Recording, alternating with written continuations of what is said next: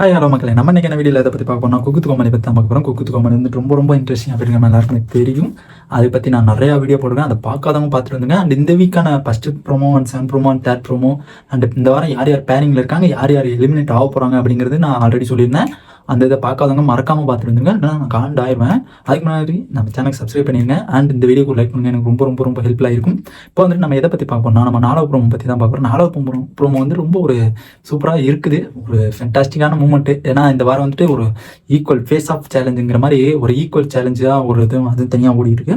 இந்த 4வது ப்ரோமோவில் என்னன்னா, நம்ம இர்ஃபான் அண்ட் ராமர் இவங்க 2 பேருமே வந்துட்டு பேரிங்கில் இருந்தாங்க அப்படிங்கிறத நான் சொல்லியிருந்தேன்.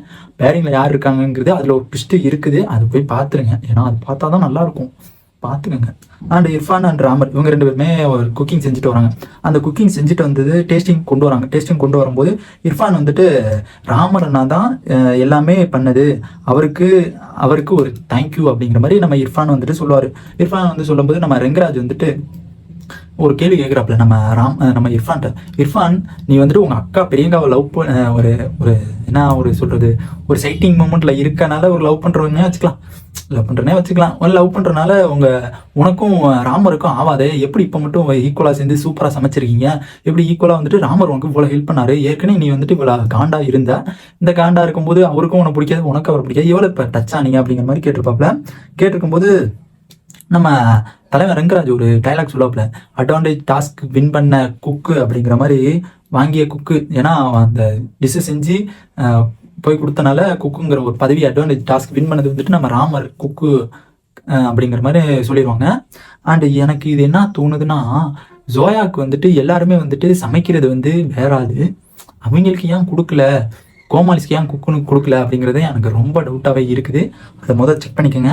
அந்த அடுத்து வந்துட்டு நம்ம ரெங்கராஜ் வந்துட்டு ரொம்பவே இம்ப்ரூவ்மெண்ட் ஆகிட்டே இருக்கப்பல. ஆனால் அவர் சொன்ன டைலாக் வந்துட்டு எனக்கு ரொம்ப பிடிச்சிருந்துச்சு.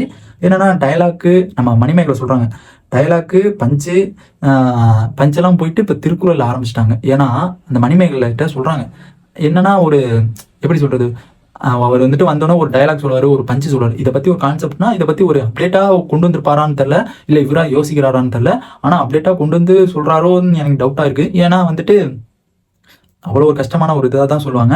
அப்படிங்கும்போது இவங்க வந்துட்டு திருக்குறள்லேருந்து நம்ம மணிமேகலை கேட்பாங்க, திருக்குறள்லேருந்து இப்போ பஞ்சிலேருந்து டைலாக்லேருந்து இப்போ திருக்குறள் போயிட்டீங்களே அப்படிங்கிறாங்க. அதுக்கு வந்து நம்ம தலைவர் சம்மா ஒன்று சொல்கிறாப்புல, டே பை டே சேஞ்ச் கோ ஆகிட்டே இருக்கணும் அப்படிங்கிற மாதிரி ஒரு சூப்பர் டைலாக். ஏன்னா இது வந்துட்டு நம்ம நாளுக்கு நாள் உயர்ந்துக்கிட்டே தான் போகணும் அப்படிங்கிற மாதிரி சொல்கிறாங்க. அண்ட் அதே மாதிரி தான் எனக்கும் நாளுக்கு நாள் வந்துட்டு நீங்கள் சப்ஸ்கிரைப் ஏற்றிக்கிட்டே தான் போகணும், குறைக்கக்கூடாது. உங்களை தயவு செஞ்சு கேட்குறேன். அண்ட் நெக்ஸ்ட் வந்துட்டு நம்ம மணிமேகலை, இதனால தான் நம்ம ரக்ஷன் வந்துட்டு வீட்டில் படுத்துக்கிட்டான் அப்படிங்கிற மாதிரி நான் வந்து மாட்டிக்கிட்டேன் அப்படிங்கிற மாதிரி நம்ம மணிமேகலை வந்துட்டு நம்ம ரெங்கராஜ் சாரை குத்தி காமிக்கும். எதுக்கு தான் இந்த குத்தி காமிக்குதுன்னு தெரில. ஏற்கனவே மணிமேகலைக்கும் மேக்ஸிமம் எல்லாத்துக்குமே ஆக மாட்டேங்குது, ரெங்கராஜ் சாருக்கும் ஆகாதுன்னு நினைக்கிறேன். நெக்ஸ்ட்டு பொறுத்திருந்து தான் பார்க்கணும். அண்ட் நெக்ஸ்ட்டு ப்ரோமோ வந்துட்டு நான் அப்டேட் பண்ணுறேன், அதையும் மறக்காமல் பார்த்துருங்க. அண்ட் இந்த சேனலுக்கு சப்ஸ்கிரைப் பண்ணிட்டு லைக் பண்ணுங்க. பாய்.